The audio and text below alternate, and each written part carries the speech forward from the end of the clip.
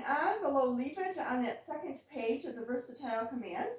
The next thing is off. So when you don't want a dog to jump on you, this is a little bit of an issue because they respect me and they don't jump on me much at all. You're a good boy. You're looking so good. But for little kids, sometimes you might get a little bit of jumping again. One of the ways to handle it is to take a disposable empty water bottle with pennies and give them just a very gentle little tap on the head. You can't do any damage with a disposable water bottle. The pennies make noise. And you say off and work with it. I again correct the thought before the behavior. So a dog is sitting or playing, a little kid comes running by, and then I will say off before they even jump. You can almost read their eyes. So he has had some practice with little children, but he will need reminders and practice. One of the best thing is when your young one first meets him, to have him sitting next to you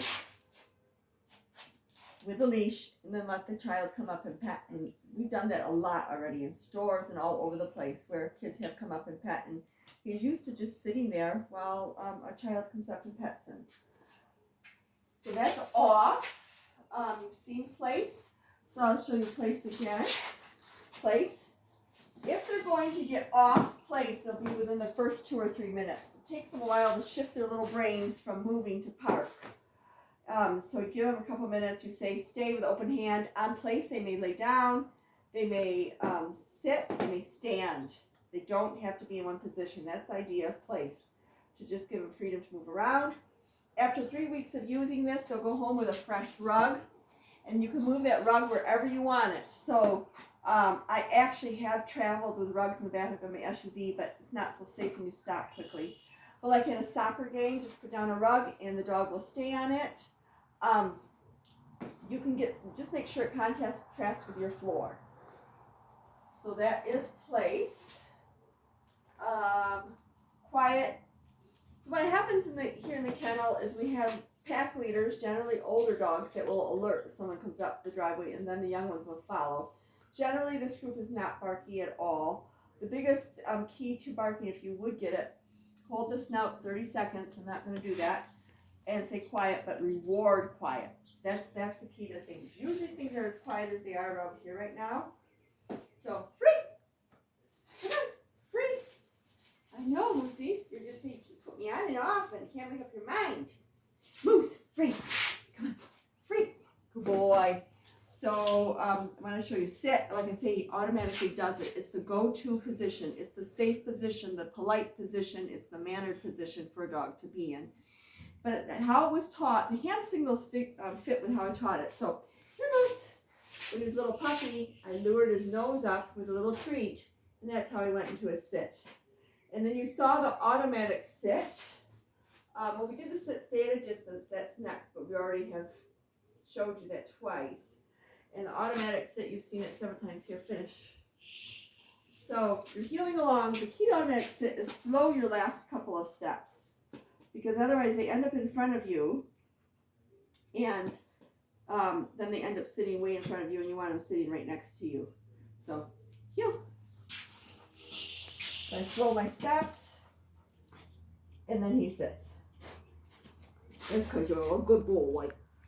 All right, let's see what's on our next page here. All right.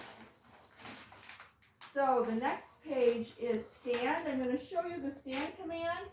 We don't do a ton of it. It's, for vets to listen underneath. There is a local gal who, so stand is just moving them out like this.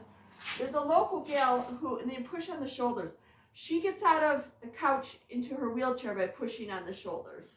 So that's, one situation where you really need the stand. But in general, we want their go-to to be a sit. So we need a stand. I'm gonna actually put on this hiking vest. And, oops, excuse me. My watch is ticking. All right. Here.